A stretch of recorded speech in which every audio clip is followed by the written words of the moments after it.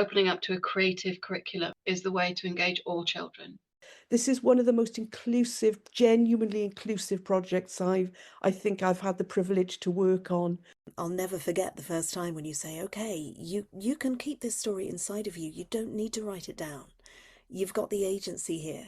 You can tell it however you would like to. And the look on the children's faces when they realised that there weren't many rules here.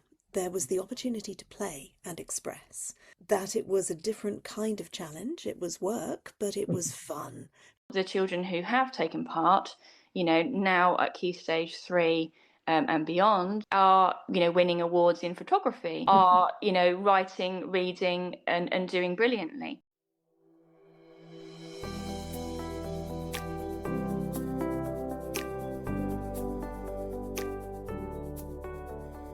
Hi and welcome back to Creative Minds Shaping the Future. I'm your host, Emma Palastanga. I'm an educator, author and now podcast producer, curious to discuss a range of views on creativity and curriculum. In Series 2, we explore creative expression and why it is important for all of us.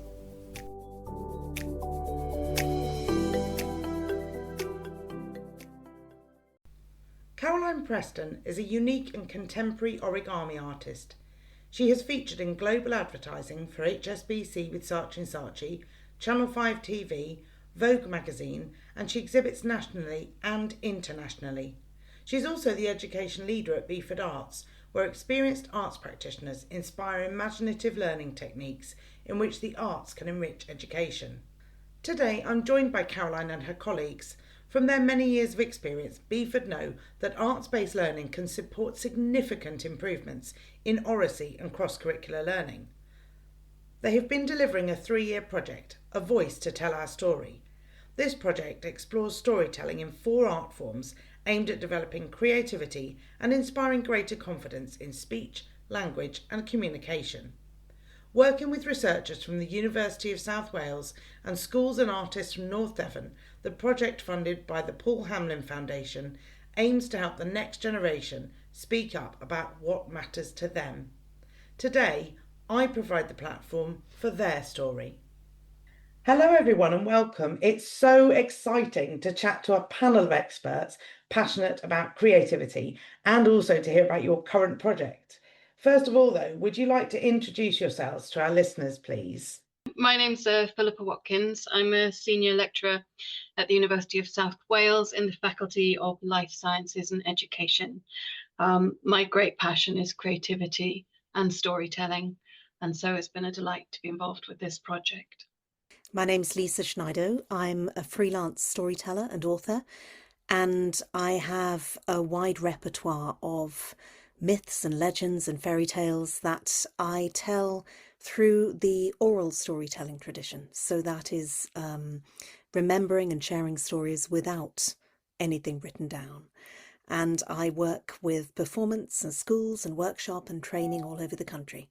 Hi, I'm Kath Jones. I'm based at the University of South Wales also. I'm an education researcher. And my particular focus has been on sort of evaluating research projects in an educational context. So this is a fantastic opportunity to work alongside artists for a sustained period of time. Okay, so the first question I have then is, why is creative expression important in our schools, in our homes, and more broadly in our communities? So I will start by answering that to you, Emma. We believe that creative expression is kind of fundamental to engaging with the world around us and our sense of selves. So it supports children and young people develop their confidence and their empathy, their communication and critical thinking skills that sit at the heart of the learning across all those subjects. Mm-hmm. At home and in communities, we believe that it creates an expression of shared language. It brings people together and strengthens relationships, allowing stories, identities and experiences to be shaped, to flourish and be valued, kind of therefore is inspiration and memory-making opportunities. It's also for those who may struggle to express themselves through more traditional academic routes. Mm-hmm. creativity provides alternative ways to be heard and understood. We particularly found that came through in our project, so we look forward to talking to you about that. We've also found that creativity is really important for mental health and well-being, that it's become a tool. Certainly I use it with my students as a tool of reflection, calming down, and then making kind of ways forward. But that works, I think, across all ages. Listeners may remember that in this series 2, Gloria Garbujo is an arts therapist, and she talks about how powerful it is actually to explore our emotions through the arts too. So can you expand on my introduction then and tell us more about A Voice to Tell Our Story? Okay, Emma, well, I should be the person to lead on that, as I was a project manager and the visual artist for the project. And so basically it was a 3-year arts-based learning project with Beaford Arts, and it was funded by Paul Hamlyn Foundation. It aimed to explore how creative expression and storytelling can strengthen oracy, confidence, and cross-curricular teaching and learning through the arts. Drawing on Beaford's long experience of working with rural schools and communities, the project focused on 4 art forms. These were storytelling, visual art, photography, and film. It acted like a baton passing between the 2 art forms from the beginning of the project through to the middle of the project as the schools experienced the project. It was delivered in partnership with 10 schools across 2 multi-academy trusts with 4 artists from North Devon, co-researched with the University of South Wales. So the project is actually completed now, and so we are reflecting on the project and sharing the learning from it. The storytelling sat at the heart of the project, supporting children to develop language, structure and confidence, and reflect on outcomes and share their learning. Lisa will come in to talk more about that in a moment. The visual arts developed and responded to the storytelling and the narratives and topics through non-verbal expression. It led to storytelling in pairs, groups, and a whole class through the visual work that they created. And this was particularly valuable for those less confident in speech and came across and developed their confidence throughout, as well as developing their imagination and their skills. So it then led into photography and film, which enabled the young people to frame their own kind of perspectives of the storytelling, to extend and interpret those stories, to make creative choices and critical thinking as individually and as groups, and communicate meaning in contemporary ways. So from the more traditional techniques that Lisa and I would teach into then 21st century digital media and communication skills. And that's how I programmed the project in order for this repetition and learning and this kind of embeddedness so that they could develop and apply their learning throughout and then extend it through our different art forms. I really like the idea of that baton passing between those different art forms. That was a really lovely metaphor, actually. It gives rise to that deeper learning when you've got that longer project and you're doing it in lots of different ways. It reminded me of continuous provision actually in the early years, where you have the same purpose for learning, the same aims, but you deliver it in lots of different ways, and then you're sort of hitting everybody's needs as well, aren't you? Oh yes, definitely. We obviously, this project has been planned in many ways before we even receive the funding. It's 2 layers of the stages of application to get to this point of being able to deliver it. And I did lots of research on CPD and developing and applying learning before we could get to the point of delivering the project. So yes, you're right, that whole kind of rhythmic reflective practice approach has been embedded throughout. We were working with the teachers, the artists were team teaching, we were mentoring each other as well. There was lots going on behind the scenes to the teaching that we were actually delivering for the children to enjoy. So I'll hand over to Lisa next. So for me as a storyteller, this project was quite an extraordinary opportunity because in these cash-strapped days and when the curriculum can be so restrictive, often storytellers are brought into school for maybe half a day a year, a full day a year, if they can afford it, on World Book Day or something like that. And that means that storytelling is a short entertainment. It's a very instructive entertainment and a very interactive one, but we're never really allowed the opportunity to really pursue our art form and unpack it and teach it in detail to the children. And that's exactly what we could do here. So in term 1, I mean, we had 5 days per school per term, extraordinary stuff. And in the first term, it was all about introducing the children to what stories are from around the world. So we were using a Grimm's fairy tale, a Norwegian fairy tale, a Russian tale, really quite big stories, telling them, exploring them, and then bringing in local story that was relevant to where the children lived, and talked about how that was generated, how it developed, what it might be representing, what the deeper messages may be inside. So we had a really good opportunity for a deep dive into what stories are all about. The second term, we then encouraged the children to learn to be storytellers. I'll never forget the first time when you say, okay, you can keep this story inside of you. You don't need to write it down. You've got the agency here. You can tell it however you would like to. Go and tell it to your cat. Tell it to whatever. And the look on the children's faces when they realised that there weren't many rules here. There was the opportunity to play and express. That it was a different kind of challenge. It was work, but it was fun as well. So we went through all of that. And in term 3, we then explored with the children about making their own new story. We went out into the environment. We looked for motifs. We looked for inspirations. And each of those classes developed their own new story. And my goodness, the imaginations, just scratching the surface. It can be one of the perils of story creation that you almost generate too much material. But lo and behold, we had a new story. And those stories were the material that went forward to film and photography in year 2. With all the challenges that brought, depending on how wild and crazy and imaginative those stories were. Yes, I can imagine the props that may be required. So as a project working with these art forms, all of us as artists, I mean, Caroline was kind of with 2 different things here, because Caroline, you were the project manager, but also the visual artist, and very generous in the way that you swapped between those 2 in the class in that first year when we were all learning so much.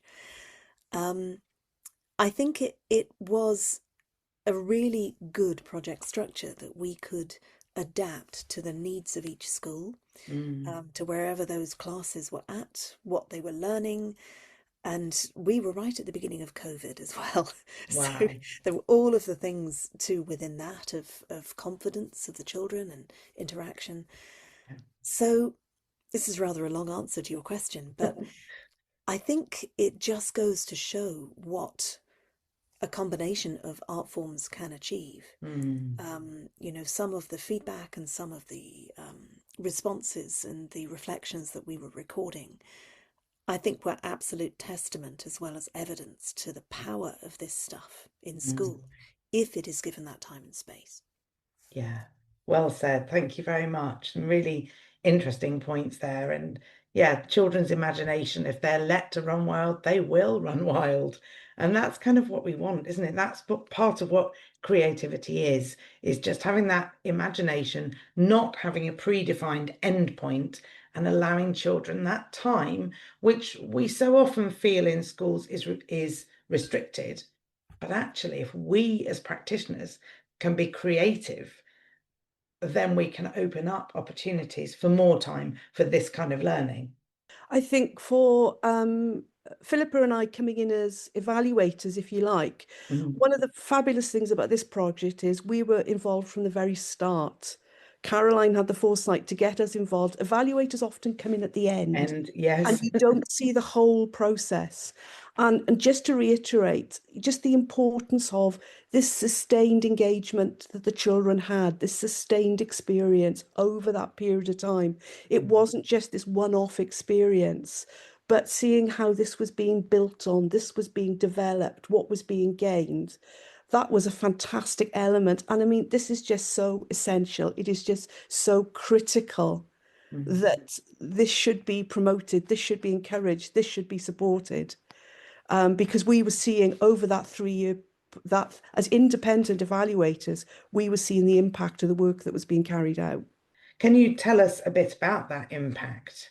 I mean, Philippa and I think probably can talk about this, but seeing the impact on confidence, looking at the approaches. One thing that was very striking with the children, when we spoke to them a couple of 3 years into the project, what they could recall so clearly from the very start of the project.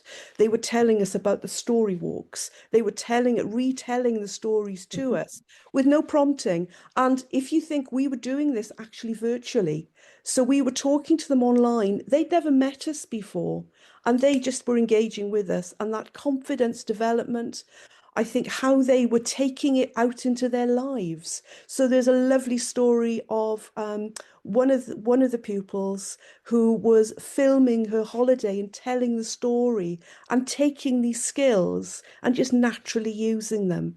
Oh, how lovely. So we were just hearing these wonderful stories about communication, about confidence, about being inclusive, constantly, and we were seeing it develop.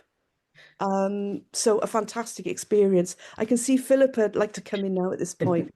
I think as well as what was going on with the children in the schools, which was remarkable, I think being in from the beginning, we also evolved as a team through, a number of meetings. We met as a team for focus groups. So with the other two, the film and the media, and meeting with them for focus groups regularly to discuss and reflect, because another big thing that we discovered during that time was how important reflective practice is for us as contributors. So we went from looking back on the day to constructing quite a significant toolkit, which I think Lisa said was like boot camp, but a toolkit for really effective reflection and evaluation. So checking children's engagement, identifying what vocabulary was developing, looking at how the stories evolved, the pedagogy as well of it evolved. So I think that what was running alongside or around the project was also quite remarkable because of Caroline's foresight for inviting, the evaluators in at the beginning. So we became, I think, helpful in the process rather than just giving an evaluation at the end. Yeah, I think that's really interesting. It's a learning point for us all, really, isn't it? That we're evaluating everything as we go along the journey, not just at that end point.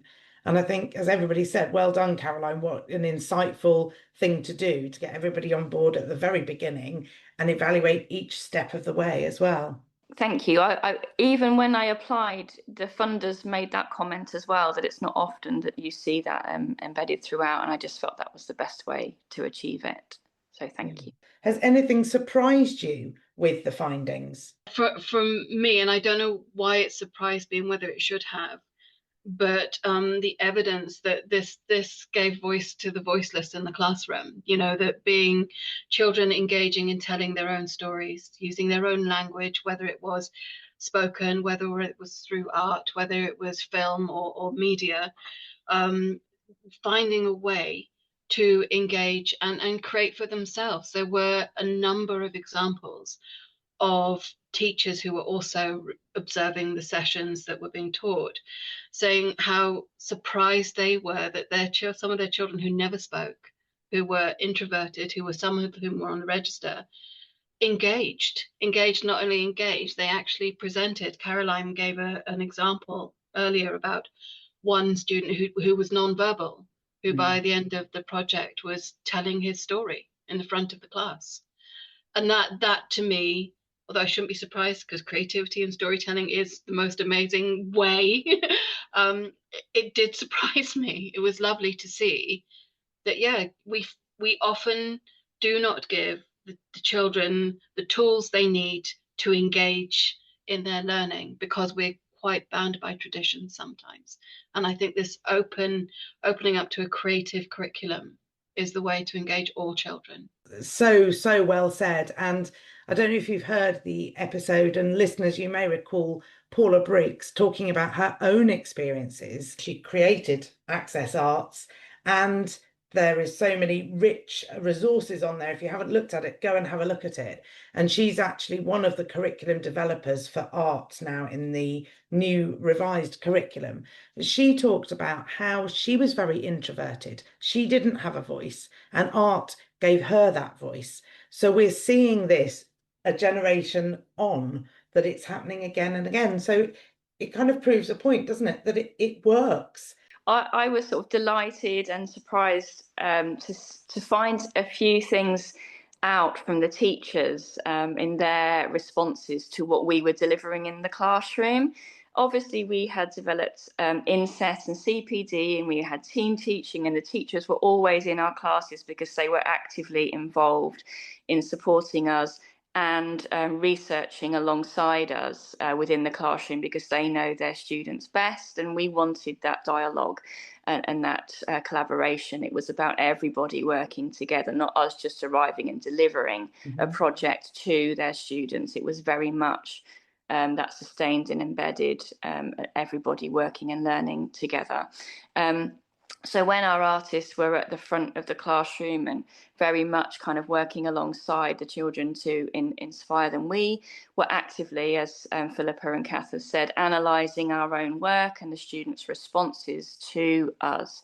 So by, I think it was the second year or the end of the first, I kind of approached Lisa, and me with my teaching hat on was thinking, okay, so how can we extend this learning further and start to kind of record, embed and make it a practice that the students could go back to, use and move forward with for their own learning, to take that, as we would say, mastery learning further, because we were using the mastery and mantle the expert approaches.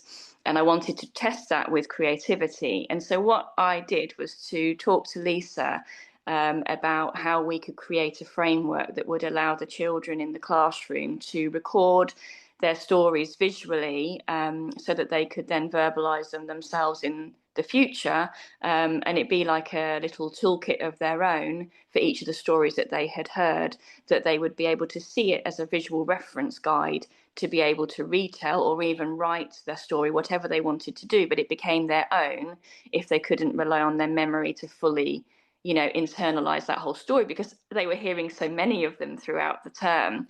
They would remember parts of it, but this would help them to unlock further parts of that, not written, but I guess you might say a bit like the talk for writing kind of style. That was just what I was thinking. A little bit like that, but much more from that creative visual arts style. So the beauty of Lisa and I, having worked together for many years, we know how we both work, and we just thought, okay, so if we create this framework and we evolve it through the classrooms, because that's why we had 2 phases to our project, so we could implement the learning from the first phase into the second phase.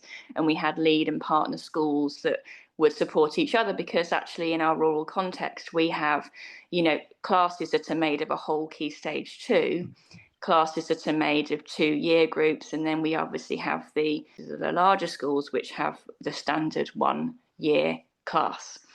So we had to make this work for every child in every setting and bespoke to the school. So what I learned was that the teachers then took our framework and applied it to their own curriculum teaching and learning. So for example, in English, they used it from the cold write, then worked with our framework for creating a visual map, creating some graphs, emotion graphs, and different ways that they could visually record the story that they were working on, so that then by the time they got to their hot write, they had a much better structure because they had visualized it, rather like mind mapping, but without the writing, if you like.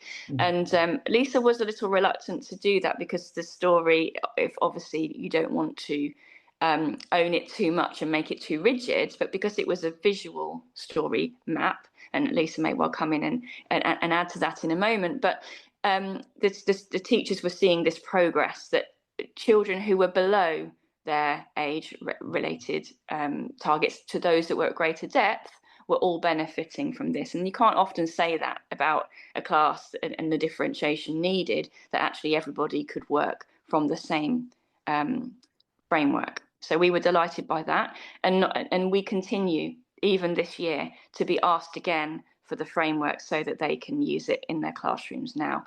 And that's about 2 to 3 years later from some of those teachers that we were working with. So they're still using that. And then as well, going back a year later, we've got a film on our website that I recommend that you would look at, actually at Abertram St Helens. And we were interviewing on SATS Results Day, ironically, the children who had participated in our project.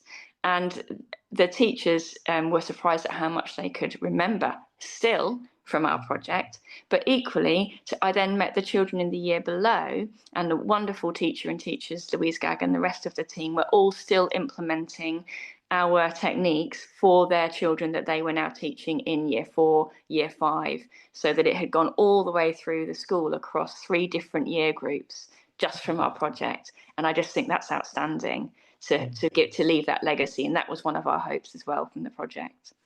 I think Caroline's described that very well. I learned a huge amount about teaching storytelling during this project. And as storytellers working with the spoken word, we famously don't like to pin things down. We like to have the flexibility to ad lib, and we never use the same words twice, or so we say. But the reality of the teaching of that is that we use those tools that we are very used to using as humans in our learning. And so I learned a lot about scaffolding those lessons and about providing a step-by-step approach that would help the children gain confidence, and it wouldn't demand too much of them all at once, if you like. But I think I also learned a great deal about the curriculum and about how storytelling can help to deliver that curriculum. So in the stories that the children developed, I remember the Hyde Bickington school story was a great rollicking fairy tale, including lots of different features, the cedar tree and the churchyard and all kinds of things. But one of the Pilton stories was set in the the First World War.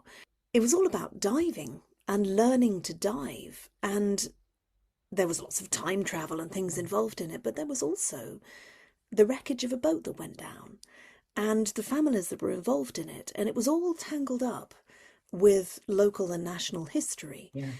And I think gradually all of us over that period of time recognize the potential, because after all, stories, whether they're new stories or whether they're ancient ones, they speak about lived human experience. And that is something which brings together all those different curriculum topics, whether it's maths or history or geography or English, or there's so much potential to actually use these things to convey how complex a web of life we all experience. There's an awful lot of learning in here, and I think the reflective practice, we filled out a form after every single lesson reflecting on how well we think different things went.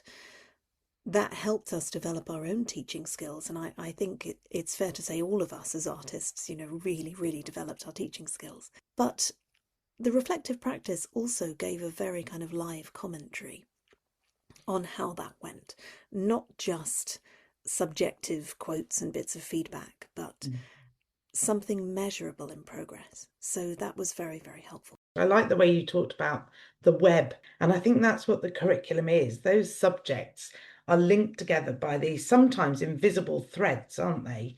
And the more that we give children the opportunities to link the learning in different subjects, the better I think their experiences, their knowledge becomes.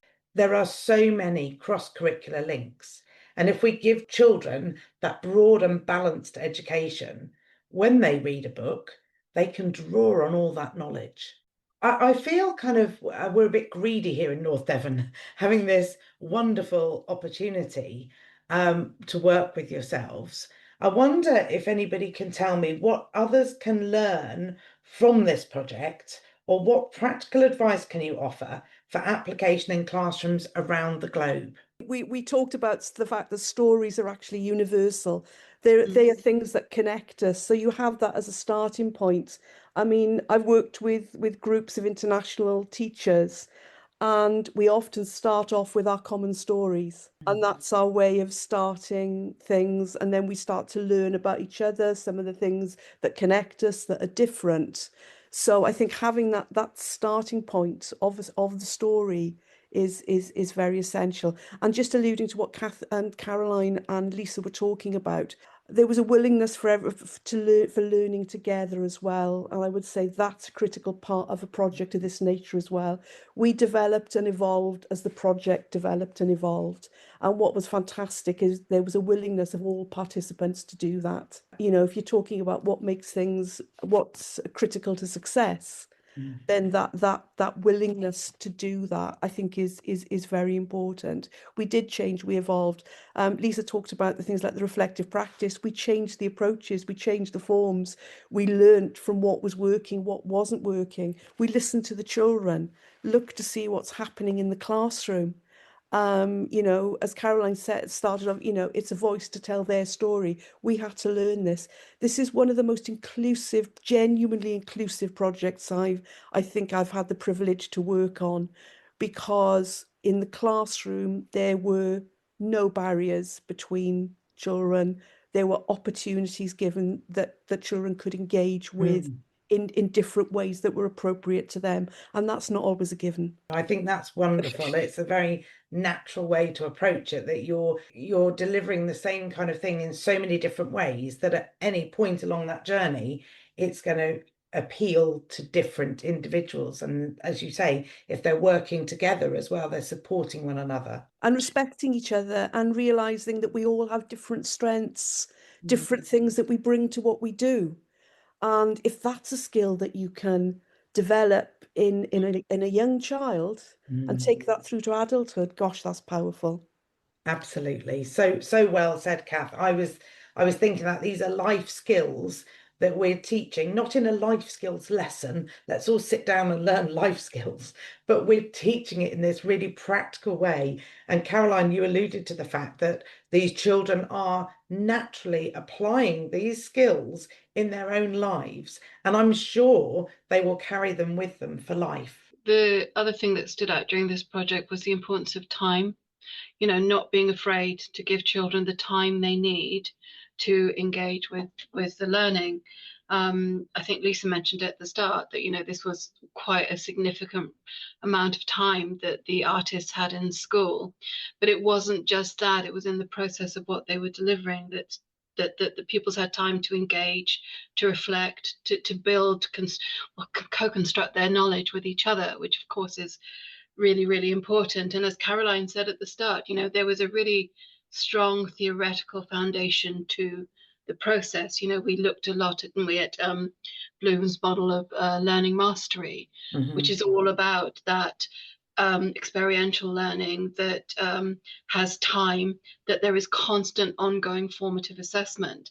And that was seen really clearly. I think it was Matt or Dave that gave examples of the photos that the children were taking to tell stories of their schools and themselves, and the constant dialogue the children were having with each other and with the artists. So you have constantly ongoing formative assessment, which means by the time you're getting to the end of, you know, your time and you're moving on to the next phase, all the children are where you want them to be. And that ties in so strongly with Bloom's Bloom's research, that with given time, you know, you get at least 85% of the children will achieve what you want them to. But time is everything. And I think Caroline or Lisa said at the beginning that we certainly not so much, well, maybe not so much in Wales, but certainly in England, there is a real time constraint, isn't there, because of the curriculum demands. I think we feel very pressured with curriculum demands, but if we only stand back and reflect and look at what we absolutely have to teach, what it is that's mandatory. And we as practitioners are creative and imaginative, and we connect the learning, you can cover so much more in a really fun, engaging way, so the children learn it quicker and you're not repeating it across lots of different subjects, whilst you're delivering those clear domain-specific knowledge, but you're doing it in a connected way. You're going to get better learning. So ultimately, you will save time because you're not repeating yourself over and over and over again. What was struck me very much about the approach that Caroline, Lisa, and colleagues took was a sustainable approach to creativity. So what was being done could be taken out to the classroom as well. It wasn't something that was confined in that bubble, but they could take it out. And, you know, it was sustainable, it was manageable. We talk a lot about cost. Talk a lot about, oh gosh, is that a luxury? But actually there was a fantastic balance between what colleagues did to make it possible. I wanted to come in there and just give a big shout out to Beaford and also to the Paul Hamlyn Foundation, the funder of this project, because if I were a teacher starting out and thinking, I love the sound of working with storytelling, unless I had some of those relationships already developed, it would be quite difficult to know where to start. I mean, there are lots of storytellers, there are organisations, there are all kinds of creatives. Beaford has got a very rich heritage of working in education and also of working with storytelling. But I think it's the fact that Beaford have spent real time and effort over years developing arts relationships with these schools. It was a wonderful place to come in and then develop that further. It's all about trust and relationship. And I remember one of the first CPD sessions we did with teachers. We started quite a basic little storytelling activity called This Is Not a Stick, where you hold up a stick and you say, anyone know what this is? Well, it's a stick. No, it's not. You think it's a stick, but I can tell you this is a giant's toothpick, and we're off. There was so much nervousness and lack of confidence among teachers with this stuff too. And quite understandably, with all the other stuff going on, there needs to be trust in an organisation that they know will come in and develop and deliver high quality work and do that with them. And I think Beaford holding that together and offering that as a package was a very powerful aspect of this. I think that's a perfect time for me to come in. Thank you, Lisa. I was going to say that we had, Kath, Philippa and I had the privilege of presenting a paper most recently at the British and World Education Research Association. And we were talking then about voice to tell our story. And what came about was that it is difficult for teachers to advocate for time for the creativity in the classroom. And we're talking about the collapsed timetable approach with artists working in schools. But what we were able to uncover was that actually the benefits are, far broader, deeper, stronger, and richer for the children and for the teachers. And teachers were, as I said, researching alongside us, and they were able to say, well, yes, this links to my computing curriculum, this links to our RE, this links to our geography, this links to our history. They could make those cross-curricular connections, which we were suggesting at the very beginning that we would find, but it's a matter of developing that evidence together and actioning it, and listening to teachers what the topics were and helping those stories embed and connect to what they were teaching in the classroom, so that it didn't feel to the children that it was a one-off or separate experience to their broader and wider teaching and learning. So that's one of the most important things for all education settings. I know that I'm part of research now that people are thinking, well, how on earth can I do this in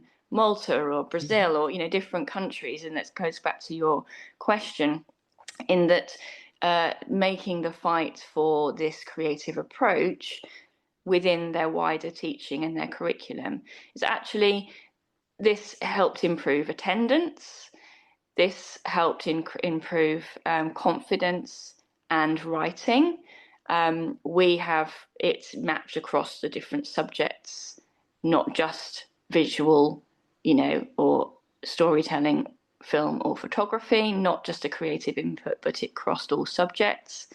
And importantly, that teachers could, continue this practice.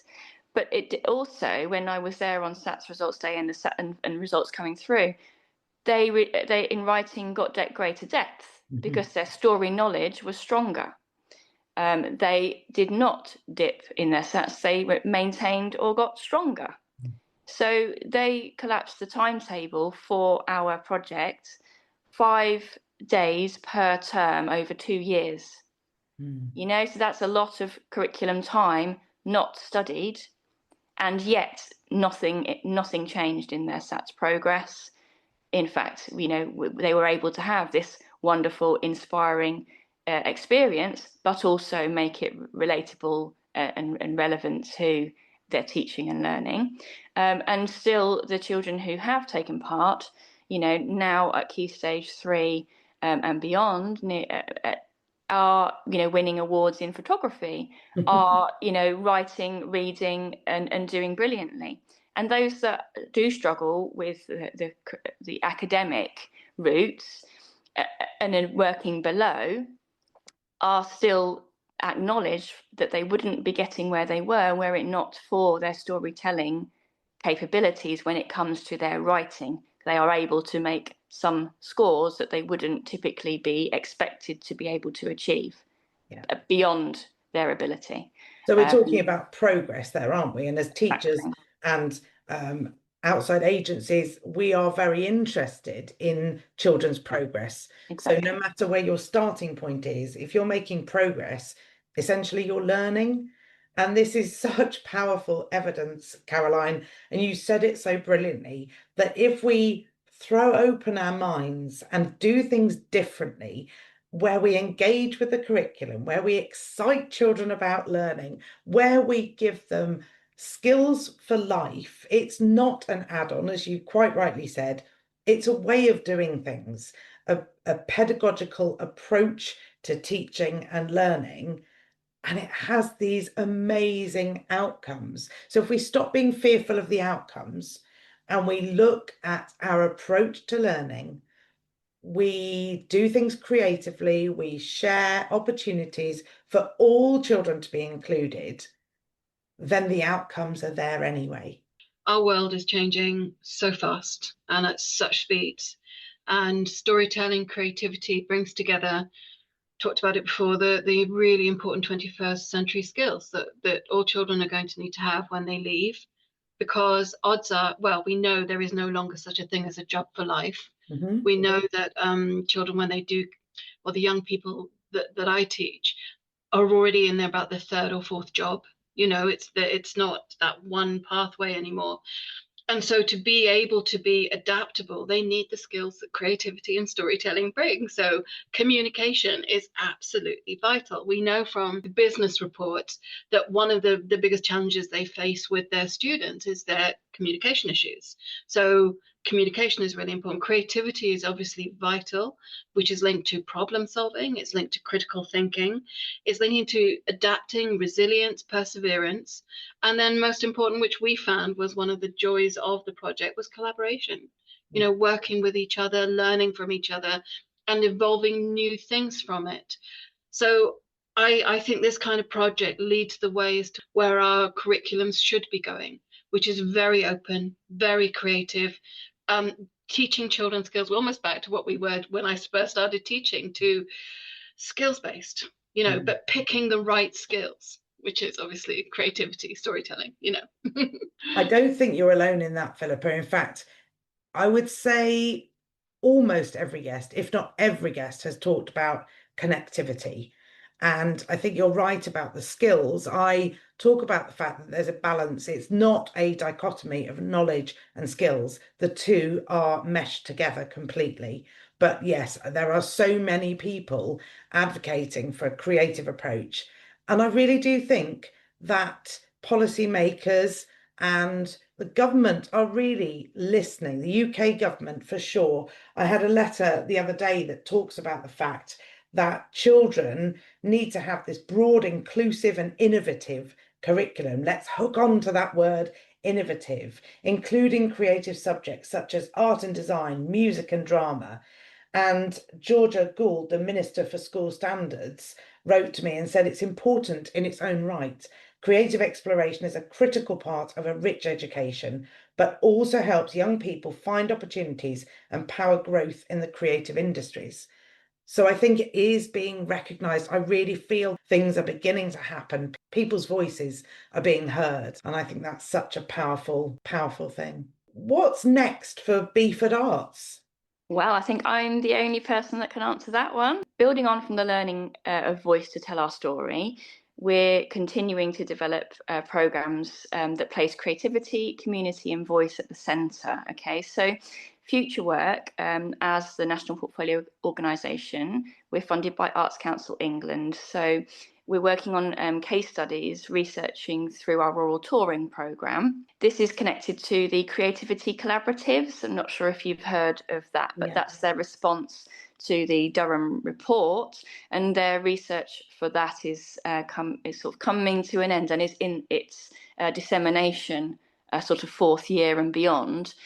So we are working with the Penryn Group and Exeter University to do some case study research with the creative pedagogies and skills that they have identified. Our artists would continue delivering workshops in schools and exploring and developing creative practice in the classroom. And that's more of the one-off events for different ages in the schools, but we still would like to research the creativity within that type of work as well, because we can't deny that that is also important in inspiring. It's just not the same approach to this creativity and embeddedness. And then the next other areas of our work is, I don't know if you're aware, but we have the Beaford Archive, which is 80,000 photographs. So we have different projects that are always running with that in terms of our heritage and our environment. But particularly, I'm in the process of project application with the Cambridge University and UCL to support and inspire creative writing in schools. So I can't wait to do that, because that connects some of our sort of Dartington heritage and some of the research that they are doing across the country for CPD and teaching and learning in schools. So I'm really looking forward to that. And at the moment, we're currently working with National Literary Heritage funding and working with organisations like the Devonshire Association and North Devon UNESCO Biosphere Reserve to deliver education projects in schools and communities in our rural area through their different funding projects. So we've got some great work coming out of that with bursary students and wider communities and schools work. Again, that's more sustained. Yeah. And then finally, and you may well be aware of this, that as part of the Cultural Development Fund, we are the Northern Devon Priority Place area, and in which case it's a strategy in our region with Arts Council England funding, and we're hoping to open up a central hub in Barnstaple as part of that to feed into our kind of rural work in a kind of cycle of artist residencies in the community and beyond, and then kind of back and forth between a venue where they can rehearse, perform and tour, which we often tour beyond our borders, and it's very much a relationship for rural touring. So we see those crossing over in perfect timing for Beaford's 60th year as we approach our anniversary. So there's quite a lot of things going on in the background all the time with our little organisation. Absolutely, keeping yourselves very, very busy there and very much at the heart of everything creativity. Definitely, yes, across all the arts, which is nice for what we do. Thank you. Well, thank you so much, everybody, for your time today. I'll try my best to summarise what we've talked about. Stories connect us, and creativity is fundamental to exploring the world around us. Allowing that time to engage with the curriculum enables deeper learning. And also, your project gave voice to the voiceless through art, film, and other media. It didn't have to be spoken, and children were interested and engaged, and actually some presented for the first time when they were too fearful to do so. So we can all really learn from that. All children benefit. It's about collaboration and inclusivity, so long as the adults are willing to adapt, which is crucial to the success of these projects. Thank you so much, everybody, for joining me today. It's been really fascinating to hear from you all and learn about Beaford Arts. And I really hope that the listeners can pick up on some of these skills and the toolkits. And I'd be really grateful if you could send me any links to the things that we've talked about today, the research papers and the little video clip, Caroline, that you talked about. I'll put them in the pod notes, and then listeners, you can find out more information there and celebrate creativity with us all. I hope listening to Beaford Arts has given you space for reflection on why art is so important in our schools across the globe in all its guises. Next time I speak to Chloe Clayton, a musician. Here she is with a few words. You don't have to become a freelance musician to take GCSE music or A-level music or whatever, because the skills within that are so useful in all areas of life. If you're stressed and you're trying to concentrate and focus on something, just singing along completely relaxes your whole body. I would really recommend having at least one creative subject for everyone, or find it, if you're an adult, finding a hobby that lets you just express yourself creatively. If you're following this podcast from the start, I hope you've enjoyed listening to Series 1. If you're a new listener, welcome and thank you for joining us. In Series 1, we asked, does creativity have a place in education? In Series 2, we explore creative expression and why it is important for us all. In this series, I speak to painters, sculptors, musicians and dancers, to name a few creative disciplines. I already have more fantastic guests lined up for Series 3 and 4, where I'll be talking with inspiring individuals with a range of experience. If this sounds like you, maybe you have a view on creative thinking or creative expression, please get in touch by following me at ACPC4A, the number 4, on X, or Emma Palestanga on LinkedIn to connect. There are many ways you can support the show for free, and it's much appreciated. Share with your contacts, rate the show, or leave a review. If you like, you can buy me a virtual coffee to help with the costs of the podcast platform. Please follow this podcast so that you can stay up to date on the release of each episode. Thanks so much, and I'll see you on the next episode of Creative Minds Shaping the Future.